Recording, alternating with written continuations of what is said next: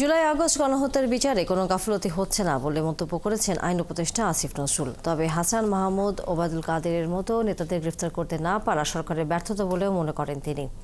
সকালে রাজধানীর কৃষিবিদ ইনস্টিটিউটে ঐক্য সংস্কার এবং নির্বাচনে জাতীয় সংলাপের দ্বিতীয় দিন এসব কথা বলেন উপদেষ্টা।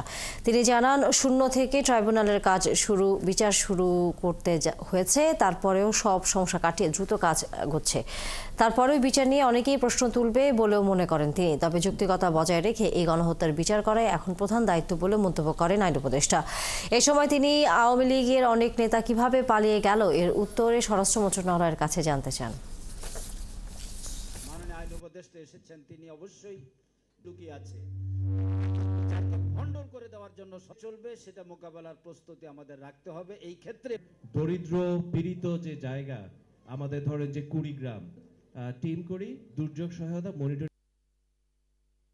আইন উপদেষ্টা হিসাবে আমার প্রধানতম দায়িত্ব হচ্ছে গণহত্যার বিচার করা, কিন্তু বিচারটা করার সময় বিচারটা আমাকে গ্রহণযোগ্য মাত্রায় করতে হবে। আপনারা জানেন যে ফ্যাসিস্ট হাসিনা সরকারের প্রচুর টাকা আছে, লবিং ক্যাপাসিটি আছে, আমাদের সাথে শত্রুভাবাপন্ন দেশ আছে।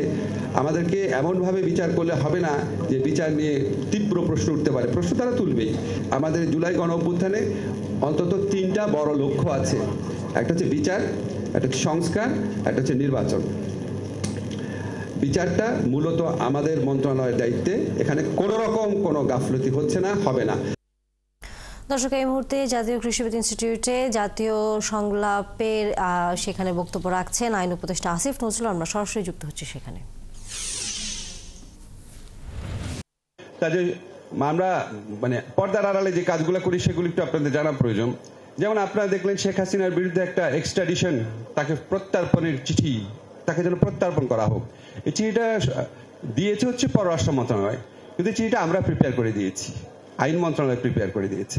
আপনারা দেখছেন যে ইন্টারপোলের নোটিশ জারি করা হয়েছে শেখ হাসিনাকে ধরার জন্য, এটা স্বরাষ্ট্র মন্ত্রণালয় জারি করেছে, এটা আমরা প্রিপেয়ার করে দিয়েছি। এরকম এই অনেক কিছু, গুম কমিশন দেখলেন, গুমের যে কনভেনশনটা আছে এটা আমরা র্যাটিফাই করলাম, র্যাটিফাই হয় পররাষ্ট্র মন্ত্রণালয়ের নামে, কিন্তু কাজটা আমরা করে দিয়েছি। গুম কমিশন গঠন, কাজটা আমরা করে দিয়েছি। আমাদের এমন অনেক কিছু থাকে, আমরা যখন অন্যের কাজের জন্য সমালোচনা শুনি তখন আমরা নিজেরা আলাপ করি যে কত কাজ আমরা করছি অন্যের জন্য, সেটা কেউ বলে না। সেটাও একটু বলে ভাল লাগবে বা জানার চেষ্টা করেন। এখন আমার কাছে মনে হয় কি, শুধু বিচার না, আমাদের এখানে না এই সরকারের জন্য আপনারা অনেক ব্যাপারে হতাশ হবেন, হতাশ হওয়া স্বাভাবিক। এই সরকারের কাজের ক্ষেত্রে কয়েকটা চ্যালেঞ্জ আছে, আমি সরকারের ভিতরে থেকে আপনাদের বলছি। একটা চ্যালেঞ্জ হচ্ছে এক্সপেকটেশন ম্যানেজমেন্ট। আমি একটু আগে ফারুক ওয়াসিমের সাথে কথা বলছিলাম, আমরা আসলে এই সরকারে যে আসলাম বা আমরা যে ফ্যাসিস্ট শাসন আমলকে বিতরণ করলাম, আমরা কিসের জন্য করেছি? এটা নতুন রাষ্ট্র গঠনের জন্য।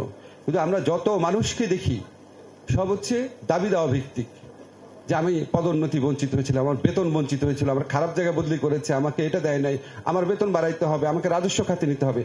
সমস্ত কিছু হচ্ছে ব্যক্তি এবং গোষ্ঠীর দাবি দেওয়া কেন্দ্রিক। রাষ্ট্রের প্রতিষ্ঠান নির্মাণের প্রস্তাব নিয়ে আমাদের কাছে কেউ আসে না। আমাদের কাছে কেউ এসে বলে নাই পাবলিক প্রসিকিউশন সার্ভিসকে এরকম করেন, বিচার বিভাগের ইন্ডিপেন্ডেন্সের জন্য এরকম করেন।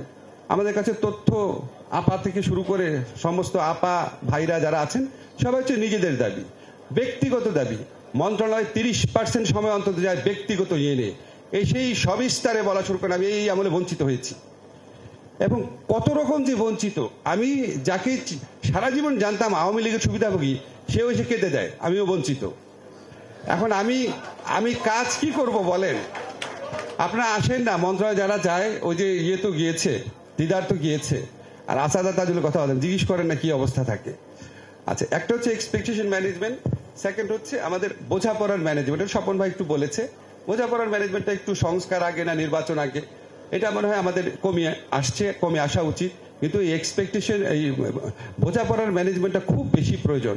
কারণ আসাদ কারেক্টলি বলেছে, আমাদের ঐক্য কিন্তু আমাদের লেজিটিমেসি, আমাদের ঐক্য হচ্ছে আমাদের সামনে এগিয়ে যাওয়ার মূল শক্তি। কোনোভাবেই এখানে কোনো রকম যদি কারো দ্বিধাদ্বন্দ্ব তৈরি হয়, 15 বছর কি দোজগে ছিলাম সেটা মনে রেখে আল্লাহর ওয়াস্তে ঐক্যবদ্ধ থাকেন। ছোটখাটো মতভেদ থাকবে, কিন্তু এটা যেন অনৈক্যের পর্যায়ে পর্যবেসিত না হয়।